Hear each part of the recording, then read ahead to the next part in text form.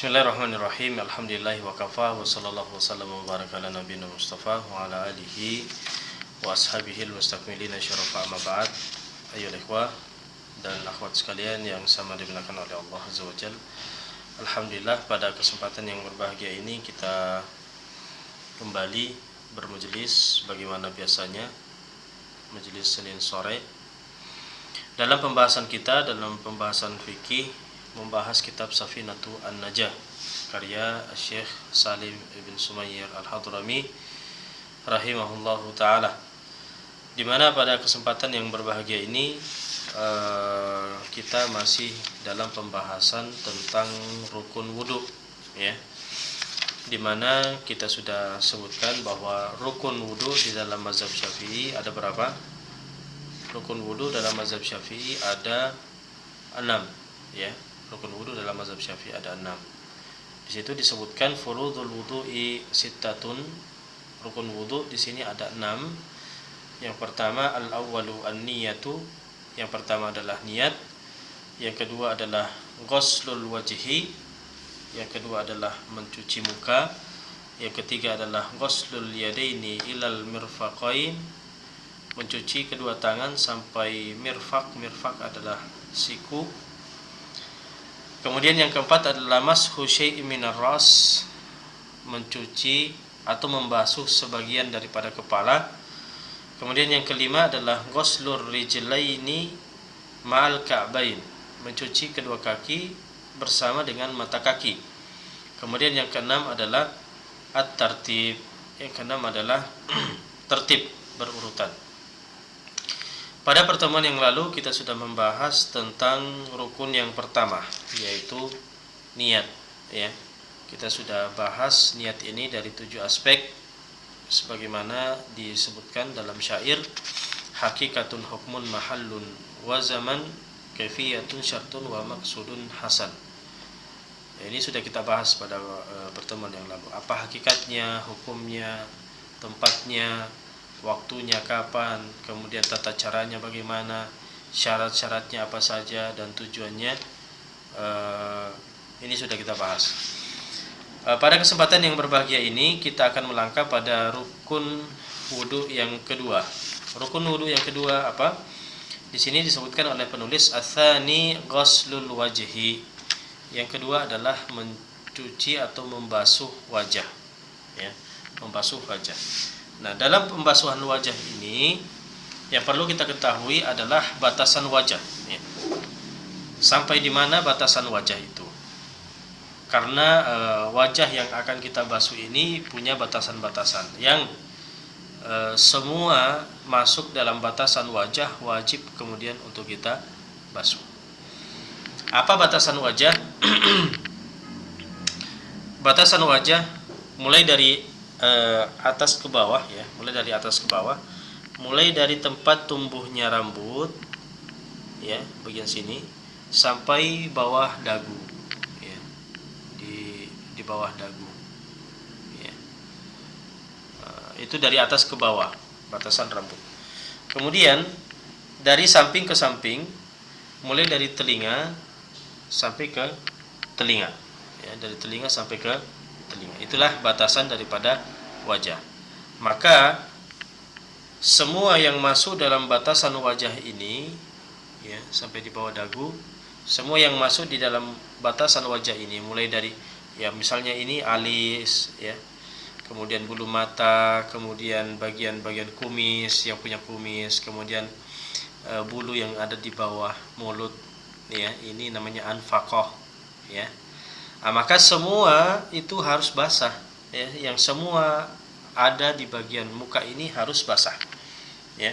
Misalnya ada yang punya kumisnya agak lebat, maka kita katakan air itu harus masuk ke dalamnya sampai ke kulit, ya. Nah, begitu juga dengan alis ini. Alis ini kalau tebal, ya pastikan bahwa air itu sampai ke dalam alis ini, ya. Cambang juga begitu, ya. Dikecualikan jenggot, ikhwas sekalian. Jenggot ini karena kan dia masuk dalam batasan wajah, ya. Ada yang jenggotnya sampai di sini bersambung sampai ke cambangnya, ya. Ada yang bagian sininya saja. Nah, ini kan bawah dagu ini masih masih bagian wajah yang wajib dibasuh. Maka berkaitan dengan jenggot ini ada perincian. Kalau jenggotnya adalah tipis, ya. Jadi ada jenggot tipis, ada jenggot lebat. Ada jenggot tipis, ada jenggot lebat. Jenggot tipis itu adalah jenggot yang kalau kita berhadapan,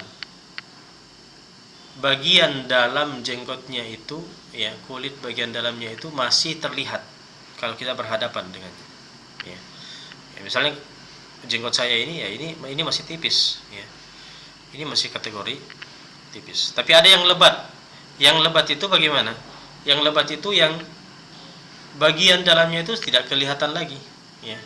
Jadi kulitnya itu tidak kelihatan lagi, sudah tertutup dengan jenggotnya. Nah itu ikhwas sekalian, bedanya antara jenggot yang tebal, yang lebat dengan jenggot yang tipis. Nah, kalau jenggotnya adalah jenggot yang tipis seperti ini, wajib bagian kulit, ya, jenggot itu wajib kena air, ya. Jadi air itu, jadi jenggot ini memang harus di sela-sela seperti ini, ya, sampai dipastikan air itu sampai ke bagian apa? Bagian kulit. Itu kalau jenggotnya adalah jenggot yang tipis. Tapi kalau jenggotnya adalah jenggot yang lebat, ya, jenggotnya itu adalah jenggot yang lebat, maka tidak wajib, ya.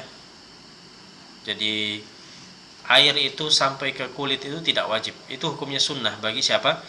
Bagi yang jenggotnya adalah lebat. Tapi wajib bagi jenggot yang tipis, ya, seperti ini. Jenggot tipis itu wajib. Setiap wudu air itu harus sampai ke bagian apa? Bagian kulit. Nah. Nah ini ikhwas kalian yang sama dimuliakan oleh Allah, ya. Yang dikecualikan di sini hanya jenggot, ya. Jadi semua bulu-bulu yang lain, ya, kumis, anfaqah, ini anfaqah namanya. Anfaqah ini di bawah mulut, ya. Ini bukan jenggot, ikhwas kalian, ya. Ini bukan jenggot, ini namanya anfaqah. Ini wajib, ya. Jadi air itu tetap wajib masuk ke dalam, di balik, ya, bulu-bulu ini. Begitu juga dengan apa namanya, kumis, ya. Bagaimana? Begitu juga dengan kumis, cambang juga seperti itu, ya. Alis juga seperti itu, bulu mata juga seperti itu, ya. Bagaimana dengan bagian dalam mata, ikhwas sekalian? Apakah wajib memasukkan air ke dalam bagian mata itu, kelopak mata itu? Bukan kelopak mata, biji mata itu apakah harus kena air? Begitu juga dengan lubang hidung masuk ke dalam, tidak wajib, ya. Memasukkan air ke dalam hidung itu adalah sunnah, ya.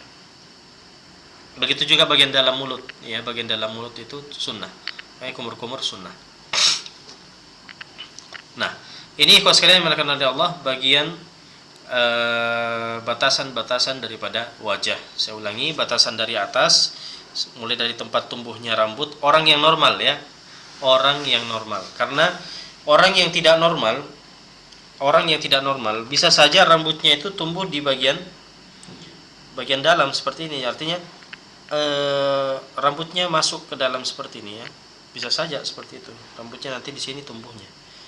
Ya, maka kita katakan yang menjadi patokan adalah tempat tumbuhnya rambut yang normal, yaitu bagian sini.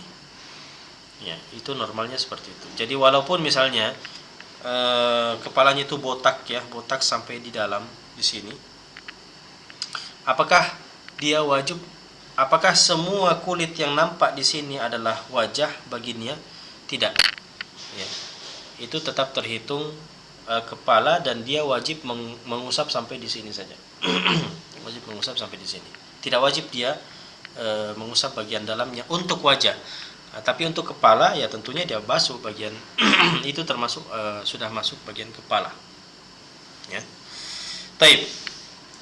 Itu berkaitan dengan rukun yang kedua, yaitu apa? Membasuh wajah. Sekarang ikhwas sekalian, kita melangkah pada rukun yang ketiga. Rukun yang ketiga apa? disebutkan oleh penulis di sini adalah ghuslul yadaini ilal mirfaqain. Ghuslul yadaini ila al mirfaqain, yaitu mencuci kedua tangan sampai siku, ya, sampai siku. Sampai siku di sini maksudnya sikunya masuk, ya. Jadi tangan itu ikhwas sekalian, tangan itu mulai dari ujung jari, ya, ujung jari sampai ke siku. Ini siku, dan siku ini termasuk, ya, siku ini termasuk, ya. Jadi jangan hanya sebatas siku saja, tapi siku ini termasuk dibasuh. Siku ini termasuk dibasuh. Nah, maka semua yang masuk dalam batasan tangan, ya, mulai dari ujung jari sampai ke bawah, itu adalah tangan yang wajib dibasuh. Termasuk ikhwas sekalian, apa yang dibalik jam tangan, ya. Jadi kulit yang ada di balik jam tangan, begitu juga dengan kulit yang ada di balik cincin, ya. Itu harus dipastikan kena air ketika wudhu. Dipastikan kena air ketika wudhu. Ya, termasuk ruas-ruas jari ini, ya, ruas-ruas jari ini dipastikan kena air. Termasuk ikhwasen kuku. Kuku ini harus antum perhatikan, jangan sampai kukunya panjang, ya. Kuku itu panjang, kemudian menutupi sebagian daripada bagian tangan, ya. Kalau kukunya panjang melebihi bagian tangan, menutupinya dan tidak kena air ketika wudhu, nah, maka kita katakan wudhunya tidak sah. Wudhunya tidak sah. Maka pastikan, ya, kuku-kuku ini tidak berlebihan panjangnya, ya, apalagi kalau menyimpan kotoran, ya, apalagi kalau kotorannya itu adalah najis, nah, maka ini harus sudah wajib untuk kemudian dikeluarkan, ya. Baik, ikhwas sekalian yang dimuliakan oleh Allah, itu berkaitan dengan tangan, ya. Dan tangan ini punya jari-jari. Jari-jarinya itu ada 5. Normalnya itu ada 5, ya, jari-jari tangan. Tapi sekiranya ada orang yang tidak normal, jari tangannya ada jari yang ke-6. Kan biasa kan? Ada seperti itu, ya. Ada jari yang ke-6. Maka kita katakan jari yang ke-6 itu tetap wajib dibasuh, ya. Tetap wajib dibasuh karena dia masuk dalam batasan tangan.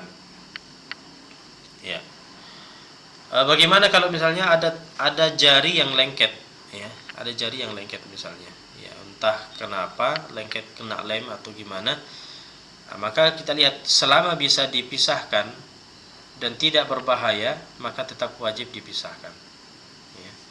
Yang kena lem, ya, kita carilah sesuatu yang bisa memisahkan tangan itu, ya, misalnya pakai bensin misalnya, ya. Maka terpisah dan ruas jari ini harus kena air, ya, harus kena air. Nah, ya.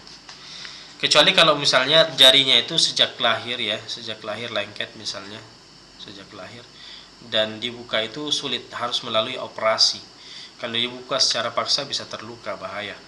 Nah, maka kita katakan tidak wajib, ya. Tapi sekiranya dia mampu untuk operasi, ya, mampu untuk operasi, dia punya biaya dan tidak berbahaya, maka wajib dia pisahkan kedua tangannya itu, ya. Kenapa? Karena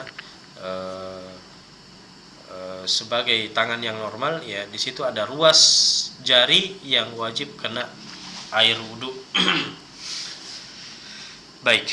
Tapi kalau misalnya tangannya putus, ikhwas sekalian, tangannya putus, ya, putus sampai pergelangan misalnya, tidak ada tangannya, ya, yang ada ini bagian ini saja yang ada, maka kita katakan, ya, bagian itu saja yang wajib untuk dia basuh, ya. Tapi kalau misalnya terpotong pas di sikunya, ya, pas di sikunya terpotong, maka kita katakan bagian dalam daripada terpotong itu, yang nampak itu, ya, setelah sembuh, ya, itu tetap wajib dibasuh. Tapi kalau misalnya terpotongnya di atas, ya, di atas daripada siku, ya, sudah di atas daripada siku misalnya di sini, nah, kita katakan tidak ada lagi kewajiban yang dia basuh ketika berwudu, ya. Baik, itu berkaitan dengan kedua tangan. Nah, sekarang ikhwas sekalian, rukun wudu yang ketiga, ya. Rukun wudu yang keempat sekarang adalah mashu syai'im minar ra'si, mashu syai'im minar ra's, yaitu membasuh ya atau mengusap ya, mengusap sebagian daripada kepala ya, mengusap sebagian daripada kepala ya. Jadi kepala ini ikhwas sekalian ketika wudu ya, ada keseluruhan, ada sebagian, ada keseluruhan, ada sebagian. Kalau dalam mazhab Syafi'i yang wajib itu adalah sebagiannya, keseluruhan kepala itu adalah sunnah ya. Yang wajibnya itu bagaimana? Walaupun sebagian, dan sebagian di sini walaupun sehelai rambut ya, walaupun sehelai rambut. Nah, misalnya sehelai rambut itu sudah masuk dalam sebagian kepala. Yang penting sebagian rambut itu masih dalam batasan kepala ya, masih dalam batasan kepala. Jangan sampai misalnya rambutnya itu panjang ya, rambutnya panjang di bawah turun ke bawah ya, misalnya ini panjang ya, kemudian menjulur ke bawah, misalnya wanita ya, rambutnya panjang sampai di sini misalnya, apakah boleh kemudian dia mengambil air wudhu kemudian membasahi ujung rambutnya itu yang panjang itu ya? Maka kita katakan tidak sah. Kenapa? Karena rambut yang terjulur itu sudah di luar batas kepala. Itu sudah di luar batas kepala. Jadi yang menjadi patokan di sini adalah sebagian, walaupun sehelai rambut tapi masih di batasan kepala. Ini masih batasan kepala ini, ya, masih di situ. Ya. Nah, maka itu yang dimaksud. Ya. Nah, adapun ikhwas sekalian, adapun keseluruhan kepala itu adalah sunnah, ya, itu adalah sunnah. Dan sebaiknya ya seperti itu seluruh kepala, supaya apa? Supaya keluar dari perbedaan pendapat ulama. Kenapa? Karena sebagian ulama dari kalangan Hanabila, dari kalangan Malikiyah itu berpendapat wajib seluruh kepala, wajib seluruh kepala. Sedangkan mazhab Syafi'i dan mazhab Hambali, mazhab Syafi'i dan mazhab Hanafi itu berpendapat walaupun sebagian kepala, ya. Tapi sebagian kadar sebagian di sini itu masih berbeda ya antara mazhab Syafi'i dan mazhab Hanafi. Kalau mazhab Syafi'i walaupun sehelai rambut ya, walaupun sehelai rambut. Nah.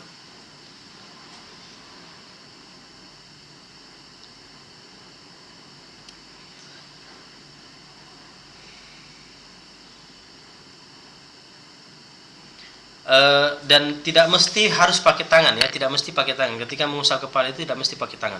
Misalnya ada yang putar keran air, kemudian dia pasang kepalanya ya, dan airnya itu kena kepalanya, maka kita katakan sah. Ya. Itu sudah sah. Atau dia di bawah air hujan, dia wudhu di bawah air hujan, kemudian kena kepalanya air hujan, nah, maka itu sudah sah. Itu sudah sah. Baik ikhwas sekalian, itu rukun wudu yang keempat ya, rukun wudu yang keempat. Sekarang kita bahas rukun wudu yang kelima. Rukun wudu yang kelima apa? Rukun wudu yang kelima adalah ghuslur rijlaini ma'al ka'bain. Ghuslur rijlain, mencuci kedua kaki, ma'al ka'bain, bersama dengan mata kaki. Itu batasan daripada kaki, ikhwas sekalian. Berarti sama dengan pembahasan tangan tadi ya. Semua yang masuk dalam batasan tangan wajib dibasuh, maka begitu juga dengan kaki. Semua yang masuk dalam batasan kaki, mulai dari ujung jari sampai mata kaki ya, itu wajib untuk dicuci ya ketika wudu.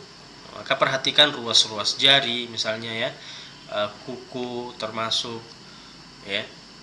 Termasuk kalau misalnya di kaki itu ada bulu-bulu ya, di kaki itu ada bulu-bulu, maka pastikan di balik bulu-bulu itu basah ya, dengan air. Ya. Baik, ikhwas sekalian yang dimuliakan oleh Allah, seperti itu pembahasan pada rukun yang kelima tentang kaki hingga mata kaki. Nah, sekarang yang keenam, ikhwas sekalian. Yang keenam adalah berurutan. Ya. Dan berurutan yang di sini dimaksudkan adalah semua rukun yang telah kita sebutkan, mulai dari niat dan wajah. Ya, kalau niat dan wajah itu bersamaan, ya. Ingat, niat dan wajah itu bersamaan. Ketika mencuci muka, ya, di situ juga kita berniat. Tapi muka harus didahulukan daripada tangan. Tangan harus didahulukan daripada kepala. Kepala harus didahulukan daripada kaki, kemudian kaki yang terakhir. Ya, harus sesuai dengan urutan itu. Kapan tidak berurut seperti itu? Misalnya muka dulu, kemudian kepala, kemudian tangan, maka kita katakan tidak sah. Tidak sah. Apanya yang tidak sah? Kalau wajahnya itu sudah sah, ya, karena itu memang yang pertama. Tapi ketika dia langsung kepala, maka kita katakan kepala tidak sah. Dia harus melakukan apa dulu? Mencuci tangan dulu, ya. Baru setelah itu mengulangi kepala, ya. Jadi seperti itu. Harus berurutan. Dan tertib di sini, berurutan di sini yang berlaku, wajib tertib ini adalah rukun wudu ini saja. Adapun sunnah tidak wajib berurutan, ya.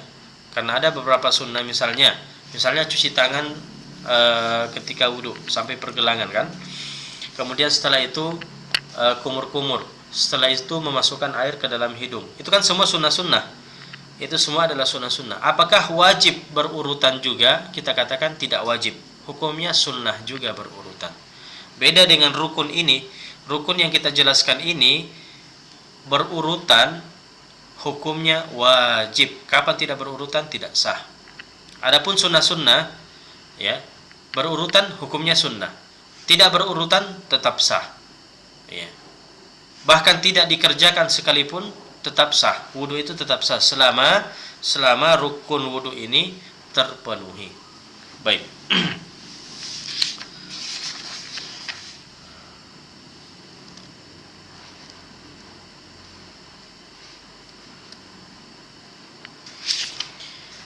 Ada beberapa permasalahan, ibu sekalian. Misalnya ada seseorang yang tidak mampu wudu dengan sendirinya. Dia wudu dengan bantuan orang lain. Ya, misalnya dia butuh bantuannya siapa? Anaknya. Dia sekarang berbaring, tidak bisa apa-apa. Hanya bisa berniat ketika wudu. Yang mewudukan semua anggota badannya itu adalah anaknya. Ya, misalnya anaknya ada berapa? Ada anak yang khusus di muka, ya, ada anak khusus di tangan kanan, tangan kiri, kaki kanan, kaki kiri, ya. Kemudian mungkin ada juga yang di kepala, ya. Nah, ketika dia berwudu dan setiap anak itu, ya, ada berapa anaknya tadi? Ya, yang jelasnya semua anggota wudu itu ada anak di situ yang bertugas khusus, dan mereka tidak berurutan, langsung sekaligus, ya. Jadi mukanya sekaligus, tangannya sekaligus, kakinya sekaligus, kepalanya sekaligus dengan waktu bersamaan, maka kita katakan tidak sah. Yang sah hanya muka saja, muka dan niat, ya. Yang sah adalah muka dan niat saja. Adapun tangan, kepala dan kaki itu tidak sah. Ya, dia harus mengatur bahwa yang niat dan niat dan wajah dulu. Setelah itu tangan, setelah itu kepala, setelah itu kaki. Ya, dia harus mengatur seperti itu. Ya. Beda halnya ikhwas sekalian kalau misalnya seseorang yang ada di dalam air, ya, dia sekarang masuk ke dalam kolam, dan di dalam kolam dia berniat wudu. Di dalam kolam dia berniat wudu. Ya, jadi dia terjun ke dalam kolam dan dia mengatakan dalam hatinya bahwa dia berwudu, maka kita katakan wudunya sah. Ya, wudunya sah. Kenapa ikhwan sekalian?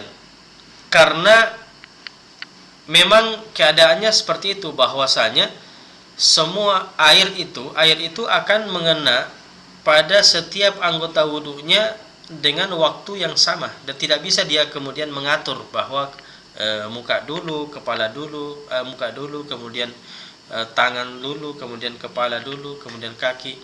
Tidak bisa kalau dia di dalam air. Beda halnya kalau misalnya tadi dia di atas daratan dan ada yang membantu untuk mewudukan bagian anggota wudunya. Nah, itu bisa dia atur. Atau dia di bawah rintik hujan. Ya, dia di bawah rintik hujan. Apakah boleh kemudian dia berniat saja dan menyiram badannya dengan air hujan dan mengatakan saya berwudu? Tidak. Dia tetap wajib berurutan. Kenapa? Karena mampu, bisa dilakukan. Beda dengan orang yang terjun ke dalam air, ya. Memang keadaannya seperti itu, bahwa air itu secara otomatis mengena pada semua anggota tubuhnya dengan pada waktu yang sama. Tidak bisa kemudian diatur muka dulu, tangan dulu, dan seterusnya. Ya, jadi itu bedanya, ikhwan sekalian. Jadi ada keadaan yang memang otomatis dikatakan tertib, ya, tapi ada keadaan yang tidak bisa dikatakan tertib kecuali memang benar-benar dilakukan tertib itu. Baik.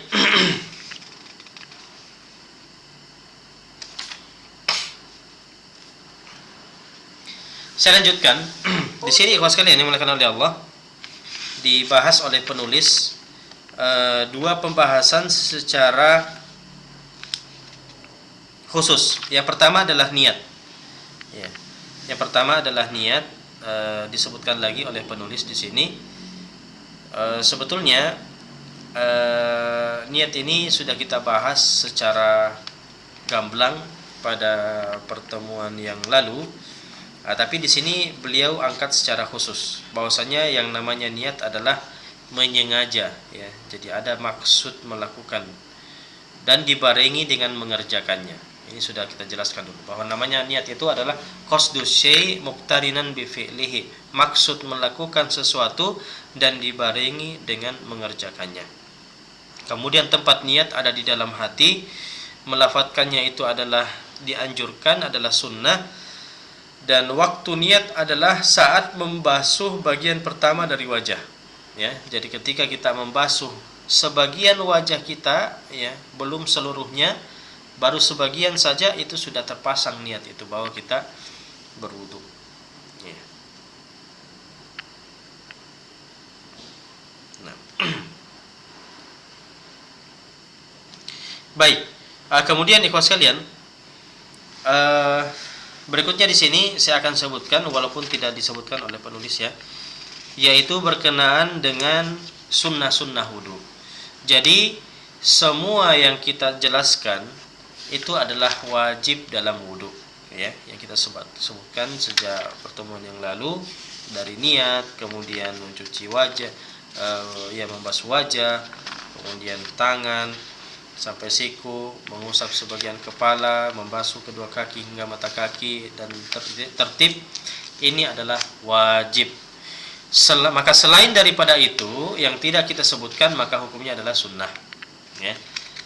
Kita sebutkan secara singkat apa saja yang masuk dalam sunnah-sunnah wudu. Yang masuk dalam sunnah-sunnah wudu, ikhwan sekalian, pertama adalah mengucapkan basmalah, ya. Ketika wudu kita mengucapkan basmalah, bismillahirrahmanirrahim. Tapi kalau misalnya lupa di awal wudu, kita ingat di pertengahan wudu, maka kita ganti, ya, kita katakan bismillahi awwalahu wa akhirahu. Sama seperti ketika makan, ya, dikiaskan dengan ketika makan. Kalau kita lupa di awal makan membaca basmalah, maka kita datangkan walaupun di pertengahan dengan lafaz bismillah atau bismillahirrahmanirrahim awwalahu wa akhirahu. Pertanyaannya, bagaimana kalau sudah selesai wudu baru kita ingat, ya, ternyata belum membaca basmalah. Maka Ketika sudah selesai wudhu baru ingat, maka tidak didatangkan lagi. Kenapa? Karena sudah lewat waktunya, ya. Kesunahan itu sudah berlalu, waktunya sudah berlalu, ya. Kemudian sunnah yang lainnya ketika wudhu adalah membasuh kedua tangan, ya, tangan kanan dan tangan kiri sampai apa? Sampai pergelangan tangan. Itu di awal wudhu, itu sunnah. Kemudian sunnah juga ikhwan sekalian adalah siwak, ya. Ketika kita ingin berkumur-kumur, ya, kita ingin berkumur-kumur, di situ kita bersiwak, sikat gosok gigi, ya, atau siwak memakai kayu arak, itu yang lebih afdal. Kemudian setelah itu kita berkumur-kumur, ya. Kumur-kumur itu adalah memasukkan air ke dalam mulut, kemudian digerak-gerakkan. Itu afdalnya seperti itu. Tapi walaupun sekedar dimasukkan saja kemudian dikeluarkan, itu sudah masuk dalam kategori madmadah, ya, atau kumur-kumur. Kemudian sunnah yang lainnya juga adalah memasukkan air ke dalam hidung, ya. Memasukkan air ke dalam hidung itu namanya istinsyaq. Afdalnya adalah dihirup, ya, dimasukkan ke dalam hidung sambil dihirup airnya itu, ya, dihirup dalam-dalam, ya. Kecuali dalam keadaan puasa, jangan coba-coba, ya. Ketika dalam keadaan puasa jangan dihirup, sekedar dimasukkan saja begini, ya, jangan juga terlalu keras, ya, khawatirnya masuk ke dalam tenggorokan dan bisa mengakibatkan puasanya itu batal.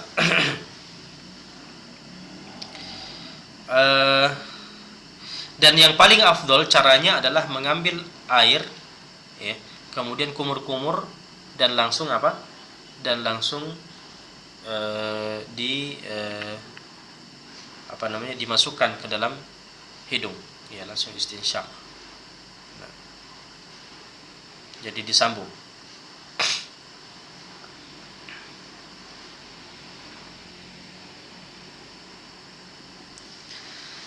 Baik, setelah itu adalah mengeluarkan air yang kita masukkan dari hidung tadi, yang dikeluarkan, dihembuskan, itu namanya istinthar. Itu juga sunnah, ya, istinthar, ya. Sekiranya kumur-kumur kemudian menelan air, ya, atau memasukkan air ke dalam hidung, setelah itu hilang airnya, masuk ternyata, maka itu sudah sah, ya. Kesunahan itu sah, ya. Kemudian termasuk memperpanjang al-ghurrah. Apa ini maksudnya? Memperpanjang al-ghurrah itu adalah memperpanjang basuhan muka melebihi batasan muka. Batasan muka tadi kan kita sudah jelaskan, ya. Misalnya ada orang yang membasuh mukanya, dia sampai membasuh bagian kepalanya, ya, membasuh bagian telinganya, kemudian bagian lehernya di sini, ya. Nah, itu termasuk namanya al-ghurrah. Kemudian disunnahkan juga adalah memperpanjang at-tahjil. At-tahjil itu apa? At-tahjil adalah memperpanjang basuhan ketika membasuh tangan, ya. Batasannya tangan kan sampai di sini yang wajib, ya, maka dibasuh sampai misalnya sampai di lengan, ya, membasuh sampai di lengan seperti ini, maka itu adalah apa? Itu adalah disunnahkan, ya, berdasarkan dalam riwayat disebutkan bahwa bahwasanya umat Nabi Muhammad sallallahu alaihi wasallam ya'tuna yaumal qiyamah ghurran muhajjalina min athari al-wudu. Mereka itu batas-batas wudunya tadi, ya, bekas-bekas wudunya tadi itu akan bersinar, ya, di hari kiamat, ya. Makanya kata Abu Hurairah, falyatil ghurratahu, ya. Maka hendaklah seorang itu memperpanjang batasan wudunya, ya, memperpanjang batasan wudunya melebihi batasan yang telah ditentukan, supaya, ya, semua itu akan menjadi akan bersinar, ya, nanti di hari kiamat menyinari. Nah, kemudian termasuk sunnah juga ikhwan sekalian adalah mengusap seluruh kepala, ya. Ingat, di sini disebutkan kata mengusap, bukan mencuci, ya. Beda antara mencuci, kan tadi kita sebutkan mencuci atau membasuh muka, membasuh tangan, ya. Pas kepala dikatakan apa?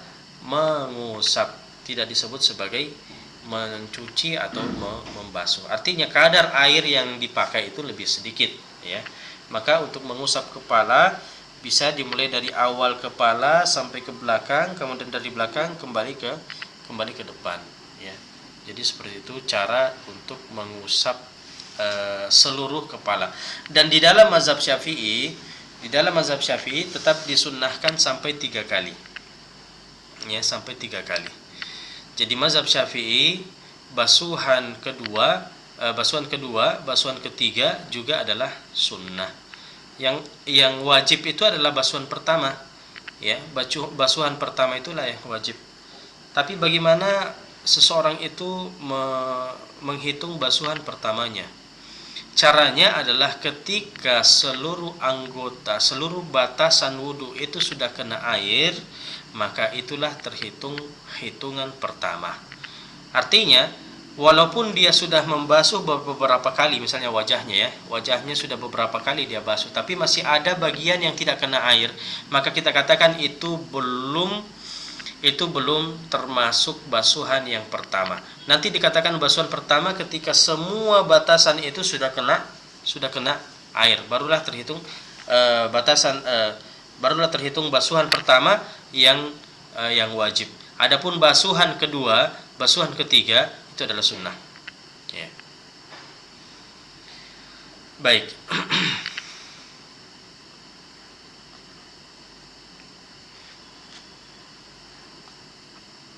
Bagaimana mengusap leher bagian belakang sini? Ya. Kalau di dalam mazhab Syafi'i tidak disunnahkan. Ya, dalam mazhab Syafi'i tidak disunnahkan. Nah. Kemudian termasuk mengusap telinga, ya, mengusap telinga dengan air yang baru. Ya, jadi ini adalah sunnah, mengusap telinga itu adalah sunnah. Tapi caranya bagaimana? Sunnahnya itu adalah setelah mengusap kepala, mengambil air baru khusus untuk telinga. Ya, dan juga disunnahkan 3 kali. Nah. Kemudian begitu juga memulai anggota wudu sebelah kanan. Ya, memulai anggota wudu sebelah kanan. At-tayammun istilahnya, at-tayammun.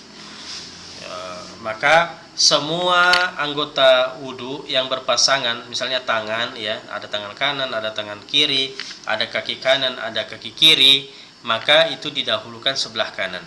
Ya. Adapun kepala, muka, telinga itu dilakukan secara bersamaan. Ya, jadi muka itu bukan kanan dulu kemudian kiri, tidak, tapi bersamaan. Bahkan sunnahnya muka itu dari atas dulu, ya, dari atas dulu kemudian ke bawah, ya. Kepala dari depan dulu ke belakang, kemudian kembali ke depan. Telinga juga bersamaan, ya, dari bawah. Jadi jari telunjuk dimasukkan ke dalam, kemudian ibu jari di belakang, dan kemudian diputar tangannya, ya, sampai membersihkan bagian belakang telinga. Ibu jari membersihkan bagian belakang telinga. Kemudian termasuk menggosok, ya, menggosok bagian wudu itu adalah sunnah. Jadi sekiranya seseorang itu berwudu hanya menyiram bagian anggota wudunya, ya, entah di bawah keran air misalnya, ya, maka kita katakan sah. Yang penting semua batasan wudunya itu kena air, ya. Tapi sekiranya ada batasan wudu yang tidak kena air kecuali dengan cara digosok, maka kita katakan menggosok di situ hukumnya wajib, ya, gosok di situ hukumnya wajib. Nah. Kemudian tadi juga menyela-nyela jenggot yang lebat, ingat, ya, kalau menyela-nyela jenggot yang tipis itu wajib, tapi yang lebat itu adalah sunnah. Kemudian begitu juga menyela-nyela jari, ya, begitu juga jari tangan, dan begitu juga dengan jari kiri. Kemudian tidak menunda anggota wudu, ya, artinya langsung, ya. Jadi selesai dari muka langsung ke tangan. Selesai dari tangan langsung ke kepala. Artinya tidak menunda dengan selang waktu yang lama.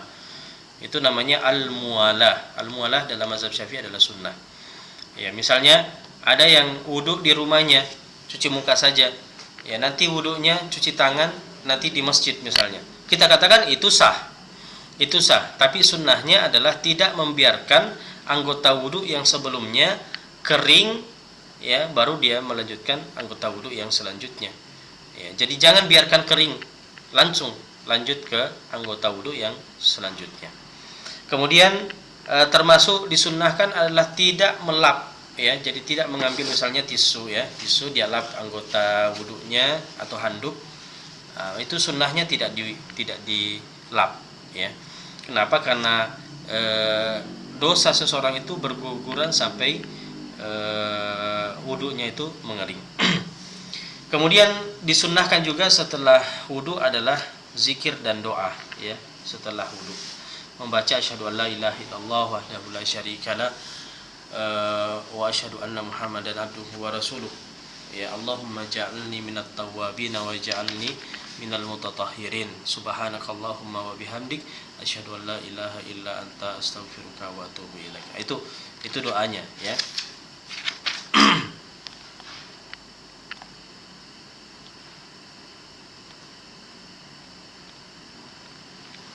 Baik. Kemudian di perkara sunnah juga adalah sholat 2 rakaat setelah wudhu, ya, sholat 2 rakaat setelah wudhu. Ini juga disunnahkan. Dan sholat yang dikerjakan 2 rakaat itu ya sebenarnya bebas, mau sholat sunnah khusus atau sholat yang fardu, ya, langsung sholat fardu, ya, bisa juga.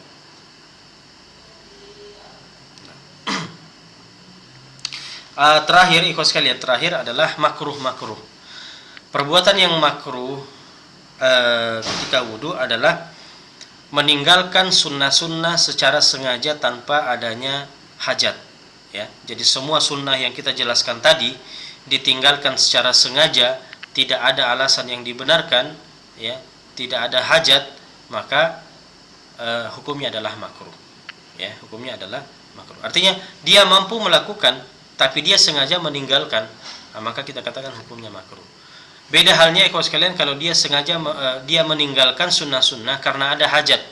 Misalnya apa? Misalnya waktu sholat itu sudah mepet, jadi dia tidak bisa mendatangkan semua sunnah-sunnah wudhu. Akhirnya dia singkat wudhunya saja, hanya pada apa?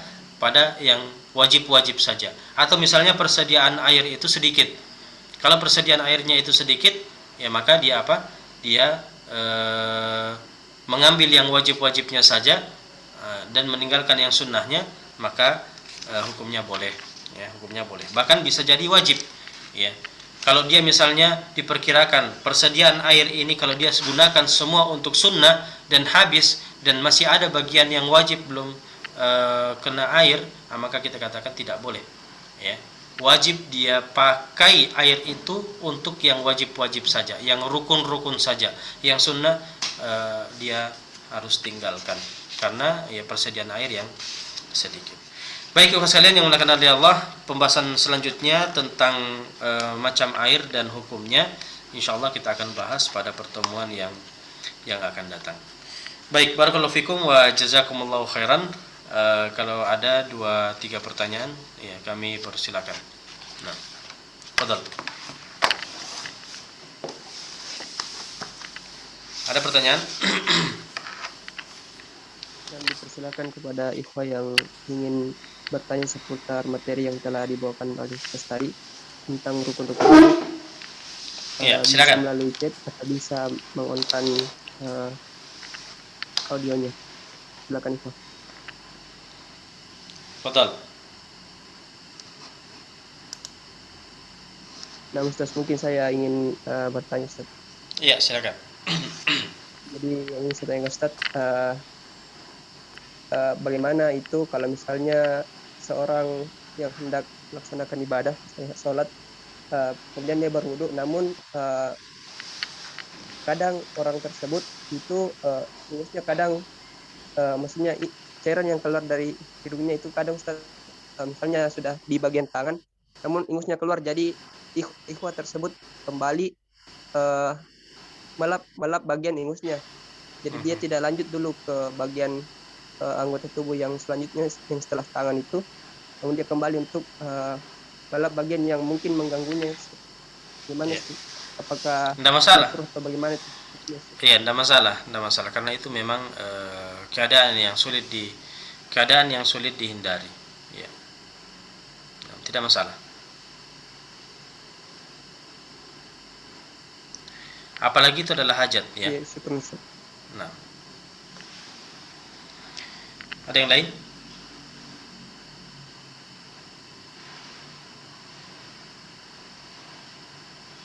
Silakan.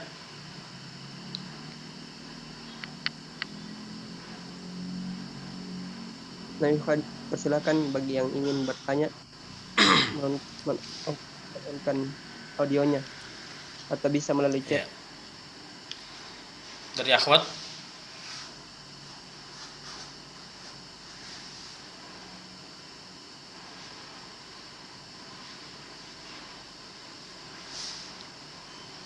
Ya, nampaknya sudah jelas ya.